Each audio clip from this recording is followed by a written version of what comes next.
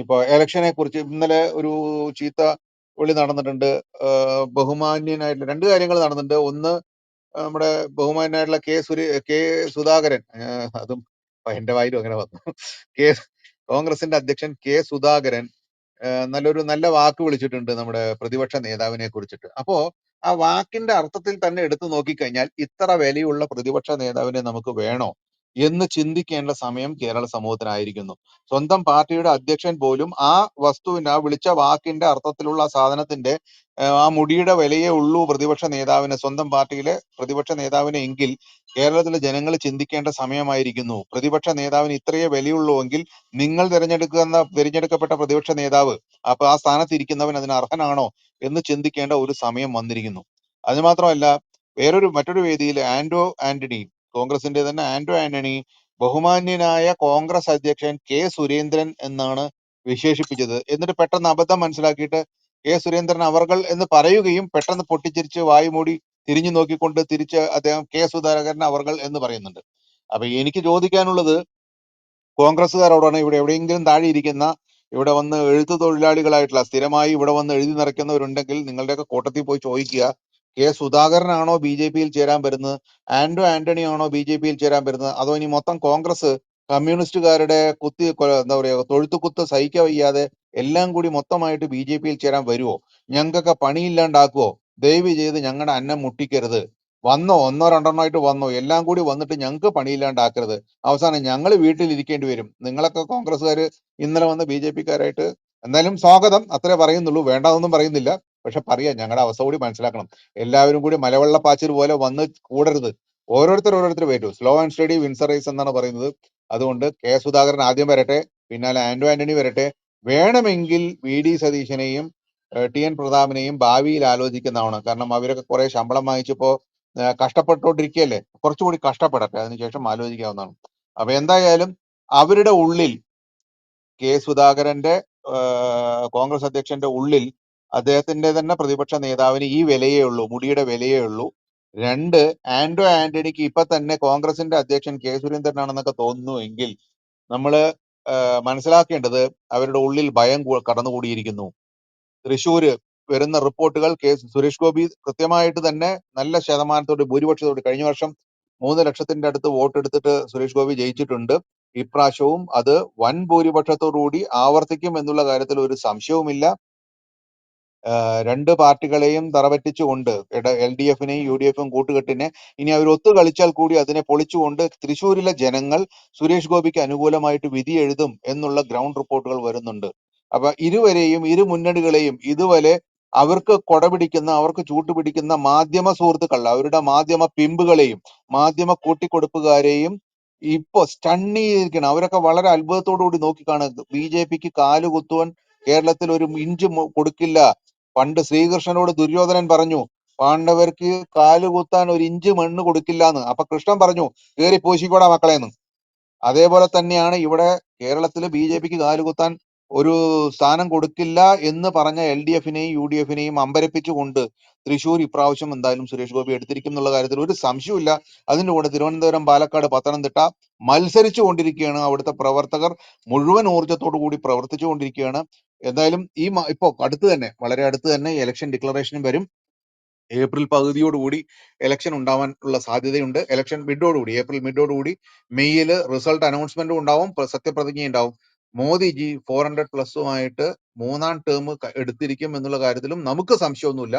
അത് already proven ആണ്. ഇനി രാഹുൽ ഗാന്ധിയിലോട്ട് വരുമ്പോൾ കോൺഗ്രസ് തകർന്നു കിടക്കുന്നു.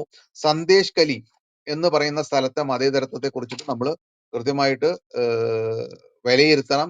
അവിടെ നടക്കുന്ന കാര്യങ്ങൾ, ഈ അടുത്തയിടെ വന്ന സിംഹങ്ങളുടെ പേരിടുന്ന ഒരു വിവാദം വന്നിരുന്നു. രാമൻ സീത എന്ന് പറയുന്ന, അത് നമ്മുടെ മാധ്യമങ്ങൾ ഇവിടെ കാണിച്ചത് ഒരു സിംഹത്തിന്റെ പേരിൽ എന്തിരിക്കുന്നു എന്നുള്ളതാണ്.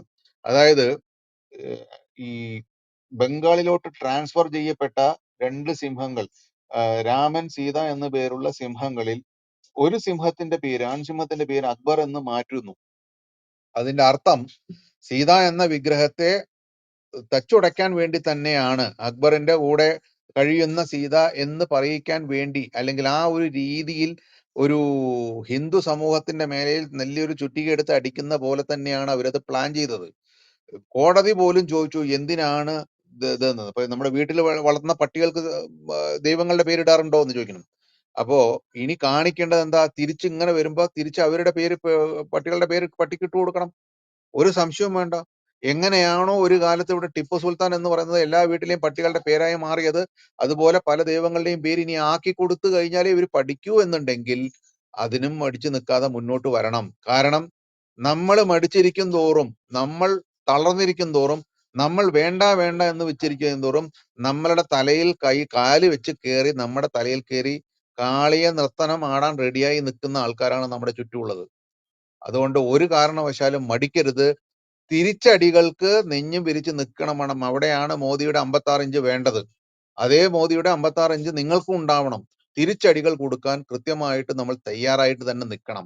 ഒരു കാരണവശാലും അതിൽ നിന്ന് പിന്നോട്ട് പോവുക എന്നുള്ളത് ചിന്തിക്കുക പോലും ചെയ്യരുത്. ഇനി പിന്നോട്ട് പോയി കഴിഞ്ഞാൽ വർഷങ്ങളെടുത്തു, നൂറ്റാണ്ടുകളെടുത്തു. അടിമത്തത്തിൽ നിന്ന്, ഈ വിവേചനത്തിൽ നിന്ന്, ഈ എന്താ പറയാ വിധേയത്വത്തിൽ നിന്ന്, അധിനിവേശക്കാരുടെ അടിമത്തത്തിൽ നിന്ന്, അവരുടെ കാൽച്ചുവട്ടിൽ നിന്ന് ഭാരതത്തെ മോചിപ്പിക്കാൻ നൂറ്റാണ്ടുകൾ എടുത്തു. ഇത്രയും നൂറ്റാണ്ടുകൾ ശേഷം, 7 8 നൂറ്റാണ്ടുകൾ ശേഷം നമ്മൾ സ്വാതന്ത്ര്യത്തിന്റെ ലഹരിയിൽ നമ്മൾ ജീവിച്ചു തുടങ്ങിയിട്ടേ ഉള്ളൂ. ഒരു തലമുറ കഴിഞ്ഞ് 2ാം തലമുറയായി, 3ാം തലമുറയിലോട്ട് കാലെടുത്ത് വെക്കാൻ പോകുന്നേ ഉള്ളൂ. ഇപ്പൊ തന്നെ ഇനിയും മറ്റൊരു വിഘടനവാദികളുടെയോ അരാജകത്വവാദികളുടെയോ കാലിൽ അടിയറ വെക്കേണ്ടതല്ല നമ്മളുടെ സ്വാതന്ത്ര്യം, അതല്ല നമ്മളുടെ മതേതരത്വം, അതല്ല നമ്മുടെ ജനാധിപത്യം. ഇവിടെ ജനങ്ങൾ അധീപരാണ് എന്ന് പറയുമ്പോൾ നിങ്ങളുടെയൊക്കെ വിരൽത്തുമ്പിൽ വോട്ട് ചെയ്യാനുള്ള അവകാശമുണ്ട്. മാക്സിമം നിങ്ങളുടെ ചുറ്റുവട്ടത്തുള്ള 18 വയസ്സ് തികഞ്ഞിട്ടുള്ള ആൾക്കാരെ വോട്ട് ലിസ്റ്റിൽ ചേർക്കാൻ തിരിക്കുക. 28ാം തീയതി വരെ ചേർക്കാം. സമയം കഴിഞ്ഞിട്ടില്ല. ഇനി 3-4 ദിവസം ഉണ്ട്. പറ്റുന്നവരെ വിളിക്കുക. ഇന്ന് വിളിച്ചാൽ 10 പേരെ വിളിക്കാം. ഈ ഇരിക്കുന്ന 10-35 പേരിൽ ഒരാൾക്ക് വിളിച്ചു കഴിഞ്ഞാൽ ഇന്ന് കേരളത്തിലെ 350 പേരെ വോട്ട് ചേർക്കാൻ സാധിക്കും. പക്ഷെ നിങ്ങൾ വേണം എന്ന് വിചാരിക്കണം, അല്ലാണ്ട് സാധിക്കില്ല. ഞാൻ ഇവിടെ വിളിച്ചു പറഞ്ഞുകൊണ്ടോ ഇവിടെ ഇരിക്കുന്ന ഈ സ്പീക്കേഴ്സ് ആരെങ്കിലും ഇത്ര ഉച്ചത്തിൽ വെല്ലുവിളിച്ചുകൊണ്ടോ ആയില്ല. പക്ഷെ ഈ ഇരിക്കുന്ന ഓരോരുത്തരും വിചാരിക്കണം, ഇന്ന് ഞാൻ ഒരു 10 പേരെ ചേർക്കാം എന്ന് വിചാരിച്ചു കഴിഞ്ഞാൽ നിങ്ങൾക്ക് ചുറ്റുവട്ടത്ത് തിരഞ്ഞാൽ കാണാൻ കഴിയും 18 വയസ്സുള്ള കുട്ടികളെ. അവരോട് രാഷ്ട്രീയത്തിന്റെ പ്രസക്തി എന്താണ്, നിങ്ങളുടെ വോട്ടവകാശത്തിന്റെ ശക്തി എന്താണ്, നിങ്ങളാണ് ഈ രാജ്യത്തിന്റെ ഗതിവിഗതികളെ നിർണ്ണയിക്കുന്നത്, നിങ്ങളാണ് നാളത്തെ ഭാരതം കെട്ടിപ്പടുക്കേണ്ടവർ. അതിനുവേണ്ടി നല്ല രാഷ്ട്രീയത്തിന് വോട്ട് ചെയ്യണം. പാർട്ടികൾക്ക് ഇഷ്ടമില്ലയോ, രാജ്യത്തിന് വേണ്ടി നിൽക്കുന്ന, ഇവിടുത്തെ എല്ലാ സമുദായങ്ങൾക്കും വേണ്ടി നിൽക്കുന്ന, ഇവിടെ ജനങ്ങളുടെ കൂടെ നിൽക്കുന്ന MP-മാരെയും MLA-യും സൃഷ്ടിക്കേണ്ടത് നിങ്ങളുടെ ഉത്തരവാദിത്വം കൂടിയാണെന്ന് അവരെ പറഞ്ഞ് മനസ്സിലാക്കണം. അതുകൊണ്ട് തന്നെ തികഞ്ഞ ഉത്തരവാദിത്തോടുകൂടി, അതിലധികം ഒരു ലക്ഷ്യബോധത്തോടുകൂടി ഭാവിയെ കാണുന്ന, ഭാവിയിലെ ഭാരതത്തെ ഒരു ഡെവലപ്ഡ് കൺട്രിയായി കാണുന്ന, ഈ ഏറ്റവും ടോപ്പില് 3ാം സ്ഥാനത്തോട്ട് 2030 ആകുമ്പോഴേക്കും 3ാം സ്ഥാനത്തിലോട്ട് എത്തിക്കും എന്നാണ് മോദി പറഞ്ഞത്. 3rd ടേമിൽ 2029 എന്ന് പറയുന്ന ഇലക്ഷൻ ആകുമ്പോഴേക്കും, അടുത്ത 5 വർഷം തീരുമ്പോഴേക്കും 3ാമത്തെ സ്ഥാനത്ത് ഭാരതത്തെ എത്തിക്കുന്ന മോദിജി പറഞ്ഞിട്ടുണ്ടെങ്കിൽ അത് നമ്മുടെ ഇവിടുത്തെ യുവാക്കളുടെ, വരുന്ന യുവജനങ്ങളുടെ, വോട്ട് ചെയ്യാൻ പോകുന്ന ഓരോരുത്തരുടെയും ഉത്തരവാദിത്വം കൂടിയാണ്. അതിനുവേണ്ടി വോട്ട് ചെയ്യണം എന്ന് അവരെ നമ്മൾ ബോധവൽക്കരിക്കണം. അത് ഓരോരുത്തർക്കും അതിന് നിങ്ങൾക്ക് ഫോണിലൂടെയോ നേരിൽ കൂടെയോ, നിങ്ങൾ ഇരിക്കുന്ന ചായക്കടകളിലോ, നിങ്ങൾ പോകുന്ന ഒരു ലഞ്ചിനോ ഡിന്നറിനോ, എവിടെ പോകുന്നു, ഓരോ വീട്ടിൽ പോകുന്നു, അവിടെ കുട്ടികളുണ്ടോ നോക്കുക. 18 വയസ്സ് കഴിഞ്ഞില്ലെങ്കിൽ അവരെ വോട്ടർ ലിസ്റ്റിൽ ആഡ് ചെയ്യാൻ ശ്രമിക്കുക. അങ്ങനെ മാക്സിമം അവർക്ക് എലക്ഷൻ എന്താണെന്നും രാഷ്ട്രത്തിന്റെ ഭാവി തീരുമാനിക്കേണ്ട കരങ്ങളാണ് അവരുടെയെന്നും അത് അവരുടെ ആ കരങ്ങൾ സുശക്തമായിരിക്കണമെന്നും അവരുടെ ചിന്തകൾ രാഷ്ട്ര താല്പര്യത്തിന് ഉതകുന്നതായിരിക്കണമെന്നും അവരെ ബോധവൽക്കരിക്കാൻ നമ്മൾ ഓരോരുത്തരും ഉത്തരവാദികളാണ്. മോദി ഒറ്റയ്ക്ക് പണിയെടുത്താലൊന്നും ഭാരതം പരഭവത്തിലെത്തില്ല. ഈ 140 കോടി ജനങ്ങളിൽ ഒരു 100 കോടിയെങ്കിലും ഒന്നിച്ചു നിന്ന് പണിയെടുക്കണം അദ്ദേഹത്തിന്റെ കൂടെ. ഇത് ഒരു കാരണവശാലും ഒരിക്കലും മറക്കരുത്. നമ്മൾ എല്ലാവർക്കും കൂടിയുള്ള ഉത്തരവാദിത്വമാണ്. നമ്മൾ എല്ലാവരും അത് ചെയ്ത് കാണിക്കേണ്ടത്. ഇത്രയും കാലം ചെയ്തിട്ടുണ്ട്, ഇല്ലാന്നല്ല, ഇതൊക്കെ നമ്മൾ ചെയ്തുകൊണ്ടിരുന്നത് തന്നെയാണ്. പക്ഷെ ചിലവിടെ നമ്മൾ തളർന്നു പോകുമ്പോഴാണ് നമ്മൾ ഇങ്ങനെ ഓരോ സമയത്ത് നമുക്ക് പറയേണ്ടി വരുന്നത്. അപ്പൊ തീർച്ചയായും നമ്മളെല്ലാവരും ഒത്തൊരുമയോട് കൂടി ഒരു ടീമായിട്ട് വർക്ക് ചെയ്ത് കഴിഞ്ഞാൽ 2024 തീർച്ചയായും മോദിജി 400+ ഞാൻ പറയുന്നത് BJP തന്നെ വരണം എന്നാണ്. BJP തന്നെ 400+ 403 എന്നുള്ള ഒരു സംഖ്യ നമ്മുടെ മുന്നിൽ നിന്ന് കൊഞ്ഞനം കുത്തി കാണിക്കുന്നുണ്ട്. ഒരു കുടുംബാധിപത്യത്തിന്റെ ഒരു രാജകുമാരൻ 403, അദ്ദേഹത്തിന്റെ അമ്മ കൊല ചെയ്യപ്പെട്ടതിന്റെ ഒരു സഹതാപ തരംഗത്തിൽ നേടിയ 403 എന്നൊരു സംഖ്യ നമ്മളെ നോക്കി കൊഞ്ഞനം കുത്തി കാണിക്കുന്നുണ്ട്. ജനാധിപത്യത്തിനെ നോക്കി കൊഞ്ഞനം കുത്തി കാണിക്കുന്നുണ്ട്. ഈ സംഖ്യ മറികടന്നുകൊണ്ട് ഇന്ത്യയെ സ്നേഹിക്കുന്ന, ഭാരതത്തെ സ്നേഹിക്കുന്ന ഈ 143 കോടി ജനങ്ങളുടെ കൂടെ നിൽക്കുന്ന ജനങ്ങളിൽ ഒരാളായിട്ട് നിൽക്കുന്ന, അവരുടെ കൂടെ നിൽക്കുന്ന നരേന്ദ്രമോദി എന്ന് പറയുന്ന ഈ രാഷ്ട്രസ്നേഹിയായിട്ടുള്ള ആരാധ്യനായ ലോകാരാധ്യനായ പ്രധാനമന്ത്രിയെ 404 സീറ്റ് കൊടുത്ത് ബിജെപിക്ക് മാത്രം ജയിപ്പിക്കണം എന്നാണ് എന്റെ ആഗ്രഹം, എന്റെ സ്വപ്നം, എന്റെ പ്രതീക്ഷ. അത് നടക്കും എന്നാണ് എന്റെ പ്രതീക്ഷ. ഇല്ലെങ്കിലും 400 പ്ലസ് എന്തായാലും NDA ഉണ്ടാവും എന്ന് എനിക്കറിയാം, അതിൽ ഉറപ്പുണ്ട്. എങ്കിലും ഈ ഒരു ടേം ബിജെപിക്ക്, കാരണം ഇതൊരു ഒരു മോദിജിയുടെ ചിലപ്പോ ഒരു കാരണം പറയില്ലേ, ഏജ് ഒക്കെ വരുന്നു, ഒരുപാട് ഫാക്ടേഴ്സ് ഉണ്ട്, അദ്ദേഹത്തിന് പ്രായമായി വരുന്നു, അദ്ദേഹത്തിന് മുഖത്ത് ആ ക്ഷീണം കാണാം. എങ്കിലും അദ്ദേഹം ചെറിയ കുട്ടികളുടെ, കൗമാരക്കാരന്റെ ഊർജ്ജത്തോടു കൂടിയിട്ടാണ് അദ്ദേഹം ഓടി നടക്കുന്നത്. ഇന്നലെ ഇവിടെ ഗുജറാത്തില് ഉദ്ഘാടനം കഴിഞ്ഞ് തിരിച്ച് നേരെ ടപ്പ ഓടുകയാണ്. അപ്പൊ അദ്ദേഹം രാത്രി പകലെന്നില്ലാണ്ട് ഇപ്പോഴും ഓടിക്കൊണ്ടിരിക്കുകയാണ് ഈ 76-ആം വയസ്സിലും.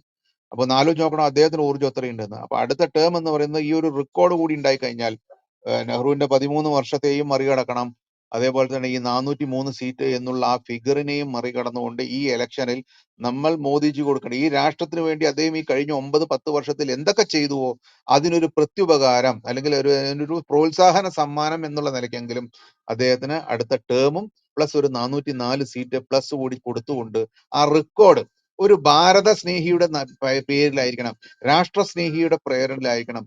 പ്രീണനത്തിനും വിഭജനത്തിനും വേണ്ടി നിൽക്കുന്നവരല്ല, ഭാരതത്തെ സ്നേഹിക്കുന്നവർ, എല്ലാവരെയും, എല്ലാ മതവിഭാഗങ്ങളെയും, എല്ലാ ജാതി വിഭാഗങ്ങളെയും, താഴെ തൊട്ട് മേൽത്തട്ട് തൊട്ട് താഴെ കിടക്കുന്ന, സാമ്പത്തികമായി നിൽക്കുന്ന എല്ലാവരെയും ഒരുപോലെ കണ്ടുകൊണ്ട് എല്ലാവർക്കും ഒരുമിച്ച് ഒരേ രീതിയിൽ പരിഗണിക്കുന്ന ഒരു ഭാരത സ്നേഹിയായിട്ടുള്ള പ്രധാനമന്ത്രിയുടെ പേരിലായിരിക്കണം ആ റെക്കോർഡ് കിടക്കേണ്ടത് എന്നുള്ളത് കൂടി എല്ലാവരെയും ഒന്ന് ഓർമ്മിക്കുന്നു.